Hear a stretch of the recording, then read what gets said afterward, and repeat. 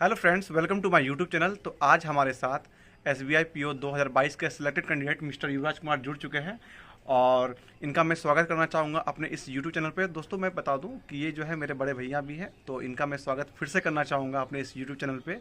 और दोस्तों, आइए जानते हैं इनसे इनका क्या जर्नी रहा है SBI PO बनने तक, कितने साल तक इन्होंने मेहनत किया और जो मेहनत जो है कितने घंटे पढ़ाई की और जो कहाँ इन्होंने फैकल्टी ली है, इन सभी की चर्चा इस वीडियो में होने वाला है। तो आप इस वीडियो में ज़रूर बने रहिए। और दोस्तों, सबसे पहले अपना परिचय दीजिएगा। Thank you Yashwant. ये मुझे अपना जो मेरा सक्सेस रहा, ये मैंने कितना मेहनत किया है, कितना लेबर किया, ये शेयर करने के लिए आप सभी को मैं युवराज कुमार हूँ, जैसा कि इसने मेरे भाई ने बताया। तो मैं अपना जो जर्नी है बैंकिंग वो 2020 में स्टार्ट किया। तो मैंने 2020 स्टार्ट किया, लेकिन फिर लॉकडाउन आ गया, कोरोना टाइम, तो काफ़ी डिफ़िकल्टीज फेस करना पड़ा। तो फिर मैं 2021 से फिर रेगुलर हुआ फुल एफर्ट के साथ, ताकि मैं अपने करियर को पा सकूं, हाँ, करियर बना सकूं। तो मैं पटना में रह के तैयारी किया था और वहीं वहाँ पे किस कोचिंग में आपने कोचिंग भी लिया, सेल्फ स्टडी ज़्यादा किया? मैं सेल्फ स्टडी किया और वहाँ पटना में एक पन्नालाल सर के अंडर में एक क्लब चलता है, उस क्लब का नाम है सक्सेस क्लब। उसमें मैं ज्वाइन हुआ और फिर वहाँ पे प्रिपरेशन किया और फिर मैं एक्स्ट्रा टाइम में लाइब्रेरी भी ज्वाइन कर लिया कि स्टडी जो है अपना बूस्ट कर सकूं और सक्सेस जल्दी से जल्दी ग्रैब कर सकूं। यानी आपको मान लीजिए कि आपको यदि सक्सेस होना है तो सेल्फ स्टडी बहुत ही ज़्यादा मैटर करता है। और जैसा कि अभी युवराज जी के द्वारा बोला गया है कि इन्होंने ये जो है अधिकतर सेल्फ स्टडी की है, कोचिंग वोचिंग नहीं किए हुए हैं। तो आपको ऐसा नहीं करना है। यदि आप अभी कोचिंग कर रहे हैं तो कोचिंग को भी फुल्ली एफर्ट कर सकते हैं। और यदि आपके पास अधिक टाइम है या आपने पहले कुछ पढ़ा लिखा है तो आप सेल्फ स्टडी कर सकते हैं। ये जनरली जो भी कैंडिडेट्स हैं, जो भी एस्पिरेंट है, वो अपने अंदर का पोटेंशियल देख के ये कर सके। अगर वो उसको लगे वो अगर सेल्फ कर सकता है तो वो बेस्ट है, और ना नहीं तो फिर बहुत सारे मेंटर्स हैं, टीचर्स हैं जो कि अच्छे एडुकेटर्स हैं, जो कि पढ़ाते भी काफ़ी अच्छा हैं। तो मैंने प्रेफर किया कि मैं सेल्फ स्टडी करूं और जो भी डाउट होता था मैं अपने ग्रुप में, सर्कल में, फ्रेंड्स में या जो भी टीचर्स होते थे उससे मैं डाउट क्लियर कर लेता था। क्योंकि जहाँ तक मेरा मानना है कि बैंकिंग सेक्टर का जो सबसे अच्छा जॉब होता है वो SBI PO का होता है। और किन्हीं जो बैंकिंग की तैयारी करते हैं उनके लिए ये ड्रीम जॉब होता है कि मुझे SBI PO मिल जाए, उसके बाद मैं जो है अब RBI जो होता है RBI की तैयारी करूँ। तो आपके इसके पहले भी कोई एग्ज़ाम क्रैक हुआ था या कहाँ तक जाके आप अटक रहे थे, ये ज़रा सा बताइएगा। मैं 2021 से हर मेंस में मैं बैठ रहा हूँ, तो कुछ कुछ नंबर से, कुछ कुछ पॉइंट से मेरा मिस हो जाता था। तो मैं कुछ समय के लिए मैं अपसेट होता था, एक दिन दो दिन, कि कहाँ मेरा कमी है, कहाँ मेरा लूप होल हो रहा है, कि मैं क्लियर नहीं कर पा रहा हूँ मेंस। तो मैंने उस स्ट्रेटजी पे काम किया और काफ़ी मेहनत किया उस टॉपिक को कंप्लीट करने के लिए। फिर 2020 में भी मैंने सारा मेंस दिया, ऑलमोस्ट जो भी एग्ज़ाम मैं बैठता था वो क्लियर होता था, लेकिन मेंस में मेरा थोड़ा थोड़ा क्लियर हो जाता था। तो ये मेरा SBI PO ये मेरा तीसरा जॉब है। इससे पहले मैं ESIC, RRB में मेरा क्लियर हो चुका है, लेकिन फिर मैं SBI के लिए प्रिपरेशन किया और सक्सेस पाया मैंने। अच्छा, आपसे ये जानना चाहेंगे कि आपका रीजनिंग, इंग्लिश और मैथ या तीनों सब्जेक्ट में एक सबसे अच्छा पकड़ या जो ग्रिप बोलते हैं, अच्छी तैयारी किस सब्जेक्ट में थी? एक्चुअली मुझे रीजनिंग काफ़ी पसंद है, मेरा फेवरेट सब्जेक्ट रीजनिंग है और रीजनिंग में मुझे काफ़ी अच्छा भी नंबर मिलता था। इसमें मैं फुल भी मार्क्स मुझे आते थे। फिर मैथ्स, इंग्लिश में थोड़ा मतलब वीक पॉइंट बोल सकते हैं, जो कि मीडियम बोल सकते हैं, क्योंकि कोई ना कोई कुछ ना कुछ सब्जेक्ट जो है वो बेसिक बोल सकते हैं या वो एवरेज रहता है, तो कुछ ना कुछ वीकनेस आ जाता है स्टूडेंट्स में। तो मेरा इंग्लिश बोल सकते हैं। बाद बाकी जीए भी मेरा काफ़ी अच्छा था। मैंने अफेयर्स क्लाउड, फिर अपरिचित का एक ऐप आता है टेलीग्राम में, उससे मैंने प्रिपरेशन किया, और जो भी द हिंदू न्यूज़पेपर है वो भी पढ़ता था मैं। द हिंदू न्यूज़ तो बहुत ही इम्पोर्टेंट है हर एक स्टूडेंट को। द हिंदू करने से आपका इंग्लिश भी सही होगा, करंट अफेयर्स भी सही होगा, रीडिंग स्किल भी डेवलप होगा, जो कि इंग्लिश में काफ़ी हेल्पफुल रहता है। तो मैं कुछ पर्सनली यहाँ शेयर करना चाहूँगा, क्योंकि 1 अप्रैल को शायद रिजल्ट आने वाला था आपके IBPS PO और RRB का IBPS क्लर्क का। उसके बाद आपका इंटरव्यू था, सिर्फ मेरे ख्याल से 6-7 अप्रैल को जो है वो आपका 5 अप्रैल को था। उस दोनों में रिजल्ट आपका नहीं बना, ठीक है। तो कैसा कैसा आप मतलब एक दो दिन आपने मैनेज किया, क्योंकि बहुत हिम्मत होना चाहिए कि यदि आप मेरिट से छाते हैं, क्योंकि ऐसा बहुत सारे स्टूडेंट के साथ होता है। यस। तो उसके बाद वो जो प्रेशर होता है खुद के ऊपर कि चलो मैं मतलब मेरिट से बाहर आ गया और सामने मेरा बहुत ही क्रूशियल इंटरव्यू है, तो उसके लिए माइंड सेट क्या होता है कि बहुत कुछ जानना का क्यूरियोसिटी होता है ये चीज़ का। यस या जब मैंने 1 अप्रैल को जब रिजल्ट आया, तो मैं जब देखा कि मेरा रिजल्ट नहीं उसमें हुआ है, तो मैं काफ़ी अपसेट हुआ और काफ़ी एक तरह से बोल सकते हैं डिमोटिवेट भी हुआ कि यार मेरा कुछ नंबर से रह गया, क्लियर नहीं हो पाया। तो फिर उस दिन तो मैं काफ़ी 1 अप्रैल को तो मैं काफ़ी अपसेट या डिप्रेशन नहीं बोल सकते हैं, अपसेट था मैं। डिप्रेशन में मैं जब भी क्लियर नहीं होता तो मैं कभी डिप्रेशन में नहीं जाता, बस अपसेट रहता था कि क्यों मेरा नहीं हो रहा है, क्या रीज़न है। तो फिर फर्स्ट ऑब्वियस है, किसी को अगर नहीं होता है सिलेक्शन तो वो ऑब्वियस है कि थोड़ा अपसेट रहेगा ही, थोड़ा दुख होता ही है। फिर मैंने सोचा कि नहीं, अगर मैं दुख में टाइम वेस्ट करूँगा तो मेरा जो 5 अप्रैल को है वो मैं नहीं सही से कर सकता हूँ। तो मैं 1 अप्रैल तक थोड़ा अपसेट रहा, तो इसके लिए मैंने थोड़ा मार्केट घुमा, फ्रेंड के साथ रहा, ताकि मैं ये चीज़ से निकल सकूँ। तो फिर मैंने कंटिन्यू फोकस किया 2, 3, 4 3 दिन था मेरे लिए टाइम, कि ये 3 दिन मेरे लिए क्रूशियल टाइम था, ताकि मैं जो एक ड्रीम जॉब होता है SBI PO, तो वो मुझे पाना था। तो मैंने उसके लिए फिर कंटिन्यू 2 अप्रैल से उसके लिए जो भी मेहनत है, एफर्ट है, अपना फुल लगा दिया कि मुझे पाना है। देखिए, जो चीज़ आपके हाथ से निकल गया तो वो निकल गया, वो नहीं मिलने वाला आपको। और जो निकल गया उसके लिए मैं आगे क्यों अपना वेस्ट करूँ?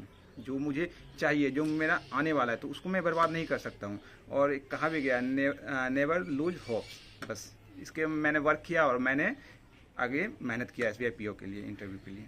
क्योंकि अभी बहुत सब SBI PO या किसी भी PO की एग्ज़ाम की तैयारी जो कर रहे हैं, तो उनको औसतन कितने घंटे पढ़ना चाहिए, हाँ? ये सवाल जो है, मतलब जैसे तो पढ़ना तो हमेशा पढ़ना ही पड़ता है, मगर एक औसतन जो घंटे होते हैं वो कितने घंटे पढ़ा। आई थिंक जो भी स्टडी करते हैं उसको इफेक्टिव पढ़ाई करना चाहिए। ये नहीं कि हम 16 घंटा बैठ के पढ़ रहे हैं लेकिन कुछ पढ़ाई वो वर्थफुल नहीं हो रहा है, पढ़े जा रहे लेकिन कुछ भी माइंड में नहीं आ रहा है। तो वो पढ़ाई जब भी होना चाहिए, इफेक्टिव होना चाहिए। सपोज पढ़ने में मन नहीं लग रहा है, मत पढ़ो 1 घंटा, 2 घंटा, 3 घंटा, कुछ एक्स्ट्रा एक्टिविटी कर लो ताकि माइंड मेरा फ्रेश हो सके।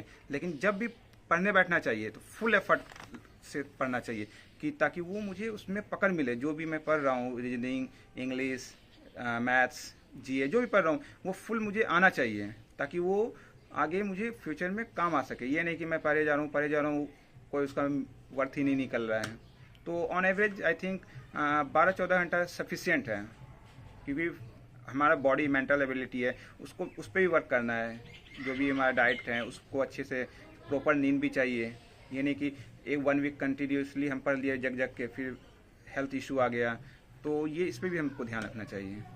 और सबसे इम्पोर्टेंट हो जाता है मॉक। मतलब आप पर डे क्या मॉक लगाते थे या वीकली मॉक? मतलब मॉक का बहुत ज़्यादा इम्पोर्टेंट होता है इस सेक्शन में। मॉक मोस्ट इम्पॉर्टेंट पोर्शन है।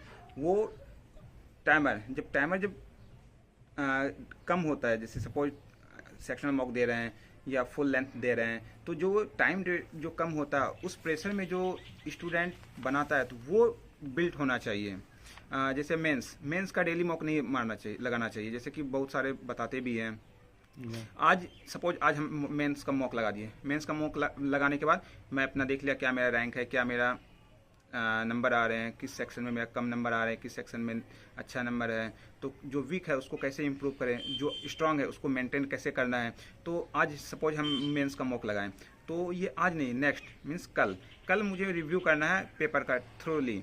जो सपोज जो भी मैं क्वेश्चन को सॉल्व कर चुका हूँ, मैथ्स, रीजनिंग, तो वो मुझे फिर से बनाना चाहिए, ताकि वो हम सके उसमें देख सके कि वो और बेस्ट वे में कम टाइम में कैसे हम बना सकें। तो एक और सवाल है आपसे कि जो नए कैंडिडेट जो आ रहे हैं, तो उन्हें जो है पहले क्या मॉक देना चाहिए या चैप्टर वाइज अपना जो है वो करना चाहिए, कि तैयारी करना चाहिए? हाँ, पहले तो वो बेसिक क्लियर करें, जो भी 3 महीने 4 महीने का टाइम है, क्योंकि बैंकिंग का जो सिलेबस है कोई ज़्यादा वास्ट नहीं है, वो लिमिटेड में है, ठीक है। तो वो क्लियर करने के बाद आई थिंक 3 to 4 मंथ्स में हो जाता है। तो उसके बाद वो मॉक लगाना स्टार्ट कर सकता है, ताकि मॉक लगाने के बाद वो पता चले कि किस सेक्शन में मुझे कम नंबर आ रहा है, किस चैप्टर में कम नंबर आ रहा है, ताकि वो हम पढ़ के उसको अच्छे से इम्प्रूव कर सकें। और आपका इंटरव्यू का कैसा एक्सपीरियंस रहा था, कि कैसे और और आपने किस सर्कल में चूज किया है ये भी जरा सा बता दीजिए। हाँ, इंटरव्यू मैंने प्रिपरेशन महिंद्रा इंस्टीट्यूट जो कि पटना में है, वहाँ मैंने तैयारी किया था। वहाँ भी के जो टीचर्स थे, स्टाफ थे, काफ़ी कोऑपरेटिव थे, जो कि मुझे इंटरव्यू की प्रिपरेशन काफ़ी अच्छे से करने का मौका मिला। ये GD group discussion, group exercise 2 new add हुआ था। ये ग्रुप डिस्कशन जो है ये 2019 में भी आया था, लेकिन फिर लॉकडाउन आया, कोरोना टाइम्स आया, तो ये जो भी गाइडलाइंस थे गवर्नमेंट्स ऑफ इंडिया के, वो फॉलो करते हुए ग्रुप डिस्कशन को हटा दिया गया। लेकिन फिर 2022 में फिर से स्टार्ट हो गया, तो उसका थोड़ा प्रेशर था कि यार 2 साल के बाद आ रहा है, तो थोड़ा स्टूडेंट्स को फियर रहता है कि कैसे इसको फेस करना है, कैसे इसको हैंडल करना है, ताकि वो अपॉर्चुनिटी को हम पा सकें। क्योंकि मैं बैंकिंग सेक्टर में जैसा कि जहाँ तक मेरी नॉलेज है, हाँ। तो सबसे ज्यादा जो भोकाल होता है वो ग्रुप डिस्कशन को लेके रहता है बोल कि, सकते कि हैं। मेरे सामने कौन से लड़के कितने टैलेंटेड है हाँ। नहीं है। इंटरव्यू तो होता है कि हाँ। जनरली में भाई मेरे से कुछ सवाल पूछा, मैं मैंने उसका बता दिया। जवाब जानता हूँ तो मैं जवाब दे दूँ। मगर ग्रुप डिस्कशन में क्या होता है कि आपको सीधी सीधी मतलब जैसे रेसलिंग होता है ना, कि मतलब आपको अकेले मतलब 4 रेसलर को साथ में बिठाना। अगर हाँ? सपोज जो रेसलमेनिया देखते हैं, तो उसमें क्या करते हैं, उसमें रिंग में आ जाते हैं जो भी फाइटर्स रहते हैं, 10, 12, 15 जो भी रहते हैं, और वो आपस में एक दूसरे के को मतलब पीछे करने के लिए उसके कंधे पे चढ़ना, उसको कैसे नीचे लाना है, वो टेक्निक करना। तो जस्ट लाइक वो जीडी हो गया कि बोले जा रहे बीच में कोई बोल दिया, फिर उसको नीचे करने के लिए कोई थर्ड पर्सन बोल दिया, फिर नेक्स्ट ये जब होते मतलब हो रहा है, तो ये चीज़ थोड़ा सा डिफिकल्ट लग रहा था कि कैसे इसको हैंडल करना है। लेकिन मेरे हम सबका जो काफ़ी अच्छा रहा एक्सपीरियंस, काफ़ी अच्छे से हुए। थोड़ा सा मतलब जो भी है अगेंस्ट में आया, जो भी उसके सपोर्ट में आया, वो सब भी हुआ, लेकिन फिर ओवरऑल अच्छा रहा था मेरा एक्सपीरियंस। मतलब और ये एक नया भी ऐड हुआ था इस बार एसबीआई में, साइकोमेट्रिक टेस्ट आया था, जो कि ये फर्स्ट टाइम एसबीआई ने लाया था। तो साइकोमेट्रिक्स का लेवल क्या रहता है? मतलब साइकोमेट्रिक वो पास फेल का नहीं था, वो अच्छा। आपका मेंटल Compulsory एबिलिटी, नहीं है। डिसीजन मेकिंग, आप जो भी सिचुएशन बेस्ड क्वेश्चंस या आ जाएगा, तो उसको कैसे टैकल करना है, ये चीज के लिए था इम्पोर्टेंट है। या तो आफ्टर सक्सेस आपको जो मिल गई है उसको कैसा फील कर रहे हैं आप, जरा से ये बताइएगा। तो मैंने जब रिजल्ट 18 अप्रैल को जब रिजल्ट आया था, शाम में अप्रॉक्स 6:25, मुझे टाइम भी याद है, अप्रॉक्स 6:25 में आया था। तो मैंने जब ग्रुप में बहुत सारे ग्रुप में मैं ऐड हो चुका था, तो जब ये ग्रुप में मैसेज आया कि एसबीआई पीओ का फाइनल रिजल्ट आ गया, तो मुझे बिलीव नहीं हुआ। तो मैं वेबसाइट पे जाके देखा, तो यार सही में रिजल्ट आ चुका था।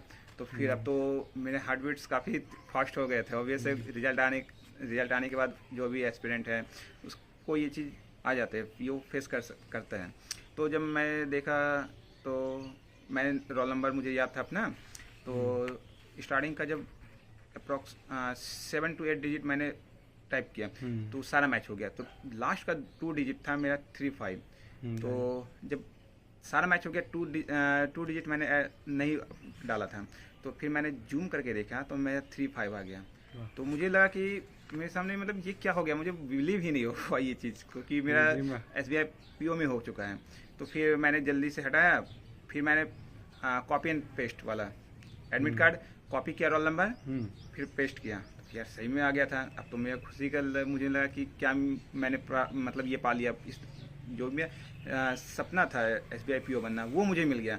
तो मैं फिर जल्दी से भागते हुए पूजा रूम, जो मेरा पूजा रूम है, तो मैं गया, मैंने भगवान का शुक्रिया अदा किया कि भगवान तुमने मेरी मतलब आपने मेरी सुन ली। फिर मम्मी पापा का आशीर्वाद लिया, मेरे खुशी से मुझे आंसू भी आ गया मेरे आंखों में, लिटरली मैं बता रहा हूँ। सभी के आते हैं इतने दिन के मेहनत के बाद यदि कोई अच्छा सक्सेस पाने के बाद तो आंख से आंसू आना लाजमी बस सी बात होती है। हाँ, बट जब भी मेरा रिजल्ट नहीं होता था उस समय मैं काफ़ी फ्रेंड से सुनता था कि मैं रो रहा हूँ, मुझे आंख में आंसू आ गया, मुझे नहीं आता था। मुझे उसमें रियलाइज होता था कि मैं कैपेबल नहीं था, या मुझे मेरे में कुछ कमी है, ताकि मुझे नहीं मिल पा रही है जॉब, लेकिन मुझे करना था। ये मेरे अंदर एक डेडिकेशन था, मैं बैंकर ही बनूंगा।